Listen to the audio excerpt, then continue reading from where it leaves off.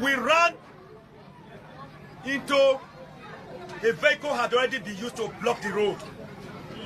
And my driver said, God bless my driver, I didn't mention his name, Chinedu. He went through all the ordeal with me. Young man, I adopt you as my son. God bless you.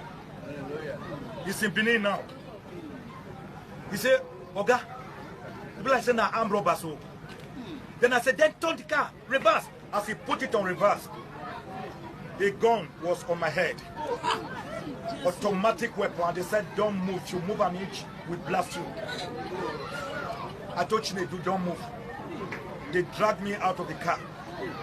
Dragged Chinedu out of the car. Shot the tire of the vehicle. Put Chinedu in the boot of the car. And put me inside the car. Then met another driver inside. They said if we dare look up, they will kill us. We closed our eyes. And we were pressed to the ground inside the car. As we were pressed down, I heard them say, oh, police, police, police, police. Then one of them said, no retreat, no surrender, let's meet them. Because I couldn't look up, apparently, they moved out of the car. And I could hear guns booming. It was a staccato of bullets raining. Here comes Armageddon. It was a war situation. And they were firing.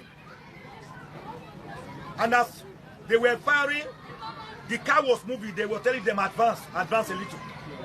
Then I heard them shout again, another vehicle, shoot. Then they started another round of. And then I heard them say, oh, we killed some of them. We killed some of them. Then tomorrow now, they will come out and lie and say some of us were killed or injured, even though none of us have been injured. I heard them saying that. Ladies and gentlemen, the good news that we have been delivered safe and unhurt and unharmed. And in one piece. The bad news that I was not profiled. We were never profiled or targeted. Meaning that they merely operated randomly. It is bad news because it could have been any person, any other person. Bad news because it was when we were in the car with eyes closed that they started preliminary questions. What is your name? I said, Chief Michael Zekome, SAM. They set my pocket, took out the complimentary cards and other possession. I heard the card, I said, what is your full name? I said, my full name is Chief Michael Zekome, SAM. Constitutional lawyer, human rights activist, Akpakpa Bigibiadola. They said yes. They said yes, you are a man of truth. That's what is written on your card. I didn't even know they were holding my card. They said, so you are a lawyer? I said, yes, sir. How long have you practiced? I said, 32 years. I said, well, even if you tell us lies, by tomorrow, we know who you are. Do you know what? We always know who you are when we capture, when we kidnap people through the press. So even if you lie, we are going to know who you are tomorrow. That is how we were driven for about 4.5 hours. Through rough roads, through highways, you could feel it on the body that you are on a highway. You could feel it on the body that you are on a rocky path. You could feel it on the body that you are in a swamp. You could feel it on the body that you are inside the forest, that you are on a footpath that is not tarred. About 4.5 hours. Before they dumped us in a small, uncompleted building, far away from civilization. Far away. And it was 24 hours guard, security guard. Fellow Nigerians, we are not talking of toy carrying kidnappers. They told me that they have cell units across Nigeria. They reminded me, didn't you see that a footballer's father was captured in Jos and taken to Kano? Didn't you hear of the white men who were killed in Birnin Kebbi and Bauchi and Kano? Didn't you hear of the deputy governor of Anambra State that was executed? They started mentioning them. That they are everywhere. So I asked them, how did you know me then? Why did you come for me? They said, we didn't know you. We just operated. And you happen to have run into us. And that when they started reading of me, they said, we believe that God allowed us to catch you for a purpose. To draw attention to the world, to draw national and international attention to this issue of kidnapping. They were even advising me that I should not blame God, I should glorify God. That the things they have been reading of me, about me, shows that attention is being drawn to this issue of kidnapping. Then, of course, all of them are always hooded and masked, so you cannot know or recognize anybody. Because even though they are hooded and masked, even when they are talking to you, whether in the afternoon or in the night, you must still close your eyes. If you don't close your eyes, you'll be in trouble.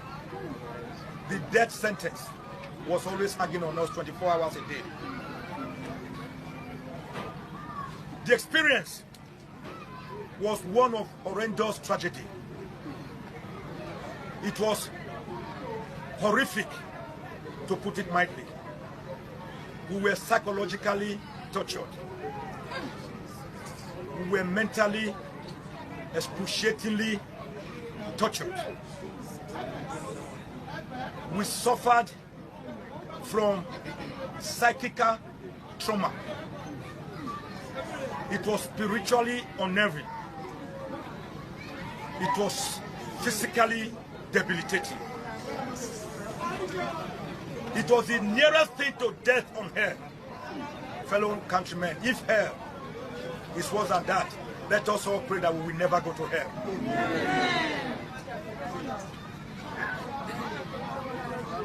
So the bad news is that any Nigerian in any place, on any way, whether highway, footpath, could be a victim.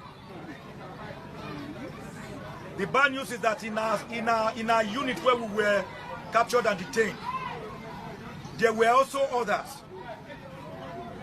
There was a woman with her 2 small sons and a little girl, daughter, and a driver. There were 2 other women and their driver. We were about 13 in all. So it showed that when they strike, they do not really care who you are. But the important thing is that they have struck and they know that you must have people out there that they can deal with. That is the danger. That is why I'm going to make some suggestions here to the federal government of Nigeria. That we have in our hands a national calamity. We have in our hands a clear and present danger. We have in our hand a situation of monumental and gargantuan proportion. A situation that calls for urgent national rethinking. A situation that calls for presidential intervention. Not today, not tomorrow, not next week, as soon as yesterday, as urgent as yesterday. Let no one deceive themselves that we are dealing with a little phenomenon. Let no one fool himself or herself that we are dealing with toy gun carrying kidnappers. They told us that they cannot be caught with by any security outfit because their phones cannot be tracked. Their phones cannot be tracked. We asked them, why can't your phones be tracked? They said, because they said, can you see that we don't allow you to talk every day? Can you tell those people to shut up? They said, can you see that we only allow you to talk once in 3 days? I said, yes, sir. They said that is because before they grant us any opportunity to talk, they have to make special preparation. That where we are, for example, or where we were, that before they speak to me, the person who is going to speak to me, we have to travel across about 4 or 5 states outside where we were detained. And then the person will be on a highway and make the call.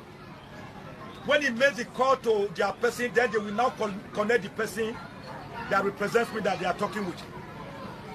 They told me on one occasion that they are aware that some security agents went to Port Harcourt or Owerri side to arrest innocent people. That they use all those ones as decoy. That their calls do not originate from where their victims are detained. That they can't be so stupid.